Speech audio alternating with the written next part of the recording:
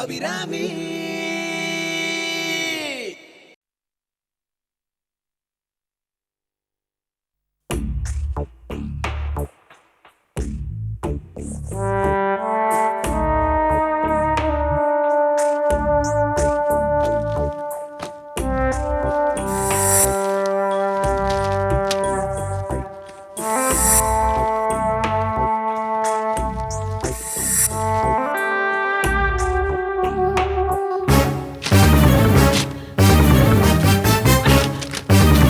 ஏய் தேவன், என்ன காரியம் பண்ற? நம்ம செந்தில் ஃப்ரெண்டோட கல்யாண பத்திரிக்கை அதையும் கிழிச்ச. வர வர உனக்கு புத்தி ஏன் இப்படி போகுதுன்னு தெரியல. ஏதோ நம்ம புள்ள போய் சேர்ந்துட்டான், அதுக்காக ஊர்ல இருக்கிறவன் மேல கோவத்தை காமிக்கிறதா? நம்ம புள்ளைய ஒப்பிட்டு பார்த்தா இவன் கால் தூசுக்கு வரமாட்டான். இவனுக்குலாம் ஒரு கல்யாணம், அதுக்கு ஒரு பத்திரிக்கை. உன்னை திருத்தவே முடியாது. இப்படியே விட்டா உனக்கு பைத்தியம் தான் பிடிக்கும். ஆமா, எனக்கு பைத்தியம் தான் பிடிச்சிருக்கு. நம்ம புள்ள என்ன ரோட் கிராஸ் பண்ண பார்த்தா செத்துருக்கான். கொலையா கொலை, கருணை கொடூரமா செத்துருக்கான். நானே இன்னும் அதை மறக்க முடியாம தவிச்சிட்டு இருக்கேன். நீ என்னடா என்ன வெறுப்பேத்துற மாதிரி யாரோ ஃப்ரெண்டோட பையன் கல்யாண பத்திரிக்கை படிச்சிட்டு இருக்க. இவ்வளவு காசு பணம் இருந்து என்ன பிரயோஜனம்? நம்ம புள்ளைய உன்னால காப்பாத்த முடிஞ்சுதா? வரவன் போறவள காசை வாங்கிட்டு சமாதானம் சொல்லிட்டு இருக்கான். நீ சொல்றத கேட்கதான் உன் ஊருக்கார பையன் தேவராஜ் இருக்காரு. ஆமா, பதவி திரும்ப கிடைச்ச உடனே எங்க போய் குடிச்சிட்டு கிடக்கானோ. வரட்ட பாத்துக்கலாம் அந்த மனுஷன்.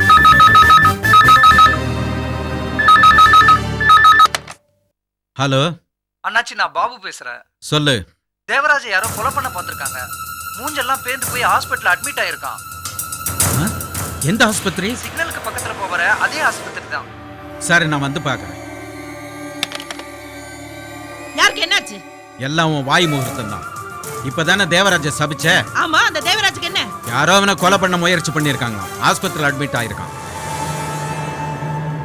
ஆஸ்பத்திரிக்கு அலையிறதே வேலையா போச்சு. கலெக்டரை கொல்றதா தானே சொல்லிட்டு போனா. அவதான் இதுக்கு காரணம். அவளை சும்மா விடக்கூடாது. லட்சம் தடவை கத்துற, கோடி முறை கோபப்படுற. அதான் நீ என்ன 10 காசு கூட மதிக்கிறது இல்லையே. ஆதாரம் வேற இல்லையே. உன்கிட்ட பேசுற மூட்ல நான் இல்ல. நான் வரல. நீ வரலனா போ, நான் போய் பாக்குறேன். ஓகே ஓகே, என்னோட சிக்னேச்சருக்காக ஃபைல் எல்லாம் பெண்டிங்கா இருக்க வேண்டாம். ஓகே, நான் வரேன் மேடம். ஓகே சதீஷ். வனஜா, என்னம்மா? காய்கறி எல்லாம் வாங்கியாச்சா? எல்லாம் வாங்கியாச்சுமா. சரி, சமையல் எல்லாம் சீக்கிரம் ரெடி பண்ணிடு. சரிம்மா. அப்புறம் நவீன் ஸ்கூல்ல இருந்து வரும்போது டிஃபன் எல்லாம் ரெடியா இருக்கணும். ஓகே? சரியா? எப்படிமா இருக்க என் கண்ணு ரசாத்தி? நீங்க எப்போ வந்தீங்க? எப்படி இருக்கீங்க? இப்பதாம்மா வந்தேன். என்னம்மா இது? என்ன அநியாயம்? கலெக்டருங்கற இப்படி இழைச்சு போயிருக்க. என்னம்மா இது? என்னடி இது? நீயே சமைச்சு நீயே கொட்டிக்கிறியா? குழந்தைக்கு ஏதாவது குடுக்குறியா? சும்மா இருமா. நீ ஏதாவது சொல்லி அவ கோச்சுக்கோ. இந்த காலத்துல வேலைக்காரி கிடைக்கிறது ரொம்ப கஷ்டம். ஆமா, வந்து உட்கார். போடா பெரிய இவ. வாமா வா உட்காரு. வேலைக்காரியா? பெரிய வேலைக்காரி. அந்த காலத்துல வேலைக்காரியெல்லாம் மிச்ச மீதியை சாப்பிட்டுட்டு தான் உண்டு தான் வேலை உண்டுன்னு இருப்பாங்க. ஆனா இப்ப எல்லாம் ரேஷன் கார்டுல முதல்ல அவங்க பேர்ல போட வேண்டியிருக்கு. அப்படிலாம் ஒண்ணும் இல்லம்மா. வனஜா ரொம்ப நல்லவ. காஃபி சாப்பிடுறீங்களா? ஐயோ, நீ போடுற காபி சாப்பிட்ட தடவை நான் இங்க வந்திருக்கேன். உன்னோட காபி டேஸ்ட் யாருக்கு வரும்? சரி சரி, நீ போய் காபி போட்டு வா. உன் காபி சாப்பிட்டு வனஜா நல்லா நல்ல சமையல் கத்துக்கிட்டா. காஃபி கூட நல்லா போடுவா. என்னவோ வனஜா, என்னம்மா? அம்மாக்கு ஒரு கப் காஃபி நல்லா சூடா எடுத்துட்டு வா. சரிங்கம்மா. மேடம், நான் ஆபீஸ்ல இருந்து தேவி பேசுறேன். சொல்லுங்க மேடம், நீங்க சைன் பண்ண வேண்டிய ஃபைல்ஸ் எல்லாம். நான் ஒரு half an hourல வந்துடுறாங்க. அப்ப மிஸ்டர் கிரியோட அப்பாயின்மெண்ட்? இல்ல, அவருக்கு அதுக்கு அப்புறமா அப்பாயின்மெண்ட் கொடுங்க. Thank you madam. ஓகே. ஏம்மா, எப்ப பார்த்தாலும் வேலை வேலைன்னு இருந்தா உடம்பு என்னத்துக்காகும்? அதான் இப்படி இழைச்சு போயிருக்க. என்ன நீ? நல்ல கேளுமா. 24 மணி நேரமும் ஆபீஸ் வேலை தான். எனக்கு ஒரே கவலையா இருக்கு, இவ உடம்புக்கு ஏதாவது ஆயிடுமோன்னு. நீ ஏன்டா கவலைப்படுற? அதான் நான் வந்திருக்கேன்ல. இனிமே மகாராணி மாதிரி பாத்துக்குவேன் என் பொண்ண. நீங்க என்ன பாத்துக்க போறீங்க. ஆமா, சேர்ந்தாப்புல ஒரு 4 நாள் கூட என்கிட்ட நீங்க இருக்க மாட்டீங்க. கேட்டா உங்களை நம்பி அந்த கிராமமே இருக்குன்னு சொல்வீங்க. உனக்குன்னு ஒரு மாவட்டம் இருக்கும் போது எனக்குன்னு ஒரு கிராமம் இருக்க கூடாதம்மா? கிராமத்துல எல்லார்கிட்டயும் நான் சரண்யாவோட மாமியார்னு சொல்லிக்கிறதுல தான் அம்மாவுக்கு பெருமை இல்லம்மா? அதுல என்னடா சந்தேகம்? என் பொண்ணு தங்கம். ஆனா அவங்க அம்மா அப்பாவுக்கு தான் இத பார்க்க கொடுத்து வைக்கல. இப்போ அந்த பழைய கதைலாம் எதுக்கு அத்தை? நீ வேணும்னா இப்படி சாதாரணமா இருக்கலாமா? ஆனா என்னால முடியலையே. அந்த பாவிக்கு எப்படித்தான் உன்னை விட்டுட்டு போறதுக்கு மனசு வந்துச்சோ தெரியலையே. பொண்ணு கலெக்டருங்கிறது கூட வெளியில சொல்லிக்க முடியாத அளவுக்கு இப்படி ஒரு காரியத்தை பண்ணிட்டு போயிட்டாலே அந்த சிரிக்கி.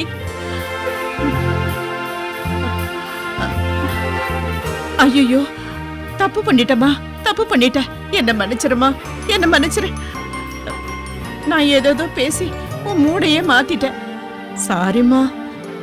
என்ன பண்றது, வயசாயிட்டே போகுது. என்ன பேசுறோம் என்ன பண்றோம்னு தெரியாம உளறிடுறேன்.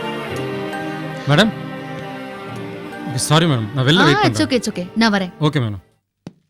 அம்மா நான் போயிட்டு வரேம்மா, ஆபீஸ்க்கு டைம் ஆகுது. சரிம்மா, சீக்கிரமா போயிட்டு வந்துருமா. ம். உனக்காக நான் காத்துட்டு இருப்பேன். வரேம்மா, பத்திரம். பாய். ஆ. நவீன ஸ்கூல்ல பிக்கப் பண்ண மறந்துடாதீங்க. சரி. நானும் கூட போறேம்மா. நான் வேணும்னா போய் கூட்டு வந்துட்டுமா சாயங்காலம். சரி சரி நான் வரேன். போயிட்டு சரிம்மா, சரி. யா சதீஷ். என்னடா அங்க 200 ஏக்கர் ரெஜிஸ்ட்ரேஷனுக்கு ரெடியா இருக்கு. நீ இன்னும் பணத்தை டிரான்ஸ்ஃபர் பண்ணல. ஏன் அவ இன்னும் கையெழுத்து போட மாட்டேங்கிறாளா? மா, அவ்வளோ பெரிய அமௌண்ட்டை எப்படிமா உடனே டிரான்ஸ்ஃபர் பண்ண முடியும்? என்ன பண்றது? எங்க அண்ணன் என்னடானா எல்லா சொத்தையும் அவன் பேருக்கு எழுதி வச்சுட்டான். எல்லாத்துக்கும் அவகிட்ட கெஞ்சிக்கிட்டு கிடக்க வேண்டியதா இருக்கு. அவ பதவியை வச்சுக்கிட்டாவது நீ ஏதாவது புத்திசாலித்தனமா சம்பாதிச்சுக்குவேன்னு பார்த்தா அதுவும் கிடையாது. சரி சரி, நான் இருக்கிற 4-5 நாளுக்குள்ள அவகிட்ட வேலையை முடிச்சுக்க பாரு. நான் போய் ரெஸ்ட் எடுத்துக்கிறேன்.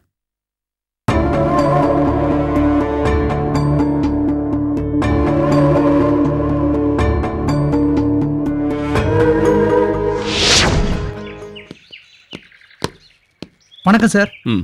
செந்தில் கொலை வழக்கு விசாரணையை மறுபடியும் உங்ககிட்ட ஒப்படைச்சிருக்கிறதா இப்பதான் சார் எனக்கு நியூஸ் வந்துச்சு.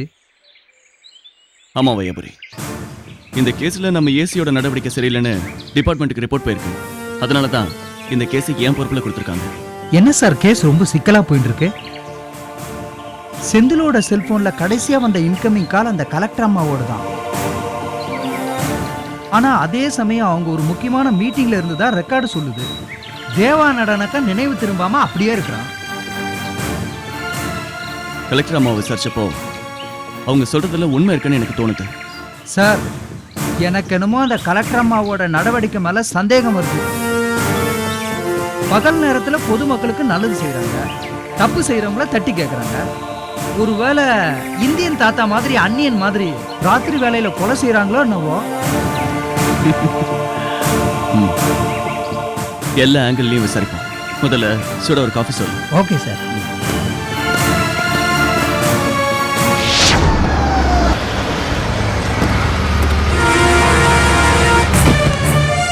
என்னப்பா ரிவர்ஸ் வரும்போது பார்த்து வர மாட்டியா? இது யார் வந்து முடிவியா? கலெக்டர் அம்மா வண்டி. கலெக்டர் அம்மா வண்டினா நேரா வந்து வண்டியில நான் முடிவியா? முன்னாடி தானே போயிட்டு இருக்கேன், நீ தானே பார்த்து வரணும். ரிவர்ஸ் வரும்போது பார்த்து வர மாட்டியா? நரேந்திரா விடு. விட்டு ரொம்ப பேசிட்டே இருப்பாங்க. என்னப்பா பிரச்சனை? என்ன சார் நேரா ஓயா, அப்புறம் மாதிரி பேசுறான். ஏய், நீ நீ ஜெயராம் தானே? ஏய், நீ ரவி தானே? என்னடா ஆள் அடையாளமா தெரியாம மாறிட்ட? பாத்தியா, என் டிரைவர் சிம்பாலிக்கா வண்டியை ரிவர்ஸ் எடுத்து உன்னோட கார் மேல மோதி என் பழைய ஃப்ரெண்டை எனக்கு காட்டி கொடுத்துட்டான். இப்ப என்னோட எண்ணங்கள் எல்லாமும் ரிவர்ஸ்ல போகுதுடா.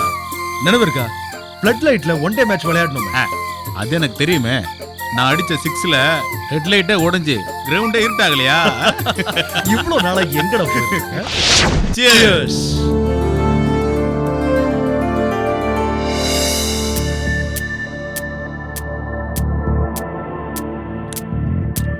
என்னடா ரவி, இன்னும் எவ்வளவு நாள் தான் நீ இப்படியே இருப்ப? என்னடா பண்றது, சின்ன வயசுல அப்பாவோட சட்டத்திட்டங்கள், இப்போ பொண்டாட்டியோட அடக்குமுறை. பத்திரிக்கை வாங்கினா ஃப்ரீயா ஷாம்பு பாக்கெட் தருவாங்கல்ல, அந்த மாதிரி என் ஒய்ஃபுக்கு நான் ஒரு இலவச இணைப்பு. அவ்வளவுதான். என்னடா இப்படி சொல்ற? உன் டிராவல்ஸ் எல்லாம் என்னாச்சு? எலக்ட்ரானிக்ஸ் இம்போர்ட் எக்ஸ்போர்ட் அப்படின்னு என்னென்னமோ சொல்லிட்டு இருந்தேன். என் கதை சோக கதைடா. இப்போதைக்கு நான் ஒரு கலெக்டர் அம்மா கிட்ட ஹஸ்பண்டா வேலை பார்த்துட்டு இருக்கேன். என்ன விடு.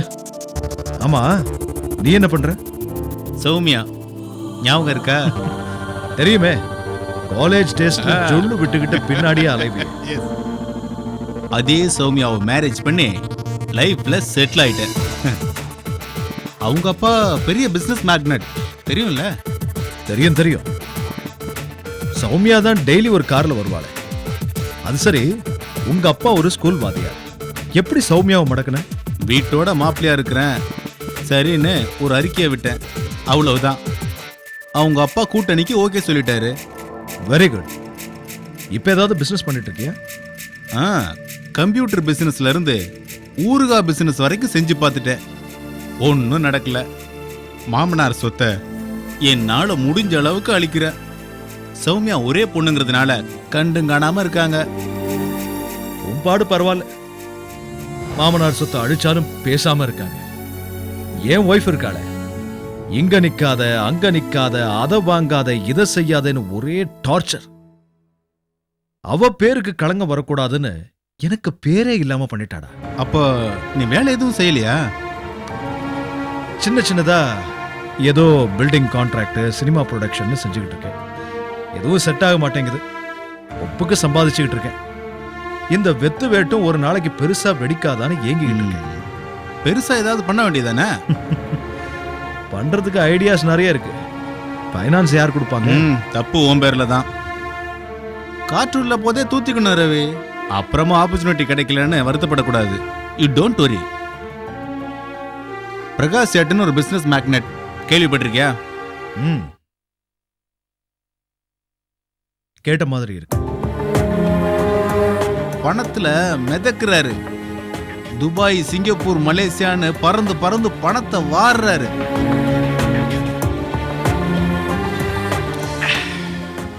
அவருக்கு உன்ன மாதிரி ஆளுங்களுக்கு பணம் கொடுக்கறதுன்னா ரொம்ப பிடிக்கும். உன்னை அவருக்கு நான் இன்ட்ரோடியூஸ் பண்ணி வைக்கிறேன். ஓகே? ஓகே. இப்ப நான் ஜெயில இருக்கேன். சேட்டுக்கிட்ட போனா பணம் கிடைக்கும்னா ஐ அம் ரெடி. கண்டிப்பா.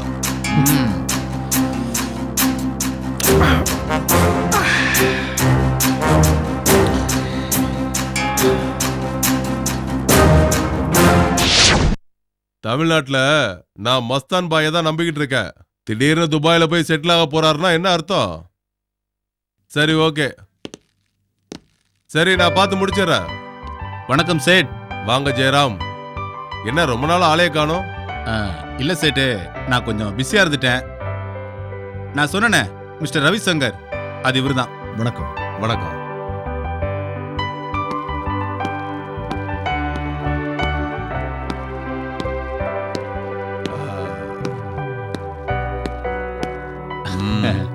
உங்களை சந்திச்சதுல எனக்கு ரொம்ப சந்தோஷம். Hello sir. ரவி, நான் சொன்னேன்ல பிரகாஷ் சேட் உண்மையிலேயே பெரிய புள்ளி. பெரிய புள்ளி தான். ஆனா மனசுல தான் நிம்மதியே இல்ல. என்னாச்சு சேட்? வாங்க உட்கார்ந்து பேசலாம். உட்காரு. சொல்லுங்க சேட்டு, ஏதோ உங்களுக்கு பிரச்சனைன்னு சொன்னீங்க. என்ன விஷயம்? பெரிய பிரச்சனை ஒண்ணும் இல்ல. நான் ஒரு பார்மாசிட்டிக்கல் ஃபேக்டரி வச்சிருக்கேன். எல்லா ஸ்டேட்டுக்கும் டீலர்ஸ் இருக்காங்க. ஆனா சவுத் தான் ப்ராப்ளம். சரியான ஆள் கிடைக்கல. குறிப்பா தமிழ்நாட்டுல நம்பகமான ஆள் தேவை. Don't worry sir. பிசினஸ் என்னன்னு சொல்லுங்க. தமிழ்நாட்டுல சரியான ஆளை நான் பிடிச்சு தரேன். பிசினஸ் அது சும்மா சொல்லுங்க சேட்டு. ரவி நம்ம ஆளுதான், புரிஞ்சு பாரு. மருந்து மாத்திர பிசினஸ். நீங்க இவ்வளோ தயக்கத்தோட சொல்றத பார்த்தா போலி மருந்து மாத்திரையா? போலி இல்ல, எக்ஸ்பைரி ட்ரக்ஸ், காலாவதியான மாத்திரைகள். இதனால மக்கள் உயிருக்கு ஆபத்து இல்லையா? இதனால ஆபத்து இல்ல. மார்க்கெட்டுக்கு லேட்டா வர மாத்திரைகளை லேட்டஸ்டா ஆக்குறோம். சாகுறவன் செத்துக்கிட்டு தான் இருப்பான். பிளைட்ல துட்டு கொடுத்துட்டு போய் 158 பேர் செத்தாங்களே, அதனால பிளைட்ல போகாமலாம் இருக்காங்க. இதனால டேஞ்சர் ஏதாவது இருக்கா? No danger. எக்ஸ்பயர் ஆன மாத்திரைக்கு எஃபெக்ட் இருக்காது. அப்படியே எஃபெக்ட் இருந்தாலும் லேட்டா தான் தெரியும், அவ்வளவுதான். எக்ஸ்பயர் ஆன மருந்து மாத்திரைகளை ஃப்ரெஷ் லேபிள் ஒட்டி ரீசைக்கிள் பண்ணணும். பணமும் நிறைய கிடைக்கும். இதுல யோசிக்கிறதுக்கு என்ன இருக்கு ரவி? நாமளும் அந்த மருந்து மாதிரியை சாப்பிட போறோம். பெருசா பணம் பார்க்கணும்னா இந்த மாதிரி டீலிங்ல இறங்கினாதான் முடியும்.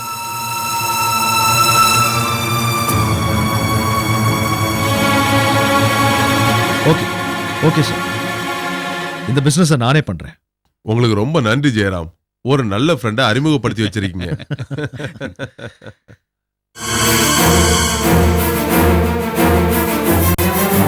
சேட்டு, இந்த டீல்ல எனக்கு எவ்வளவு ஷேர் கிடைக்கும்? குட், இப்படிதான் இருக்கணும் பிசினஸ்ல. எனக்கு 60, உங்களுக்கு 40. Okay sir. துலாம் சார். அப்ப நீங்க உடனே ஃபீல்டு ஒர்க்க ஆரம்பிச்சிடுங்க. நமக்கு ஃபேவரா இருக்கிற ஷாப்பை ட்ரேஸ் பண்ணுங்க. குடோனுக்கு இடம் பாத்தீங்கன்னா அட்வான்ஸை உடனே பே பண்ணிடுறேன். ஓகே. All the best. இது அட்வான்ஸ் தான். Thank you sir. தேங்க்ஸ் எல்லாம் வேண்டாம், நாம தான் பார்ட்னர்ஸ் ஆயிட்டோம்ல. இனிமே no formalities. Okay sir. Okay, வரேன் சார். சார், ஆளை பார்த்தா ரொம்ப சாஃப்டா இருக்காரு. நம்ம பிசினஸுக்கு ஒத்து வருவாரா? டேய், நான் பே பண்ற 40% ஷேர் இவருக்கு இல்ல, இவர் மூலமா மறைமுக பார்ட்னரா இருக்கிற இவங்க ஒய்ஃபுக்கு தான். நாளைக்கு ஏதாவது பிரச்சனைனா இவ ஒய்ஃப் நிச்சயமா வருவா. அதனால நாம ஷேஃப் ஆக முடியும். Okay sir.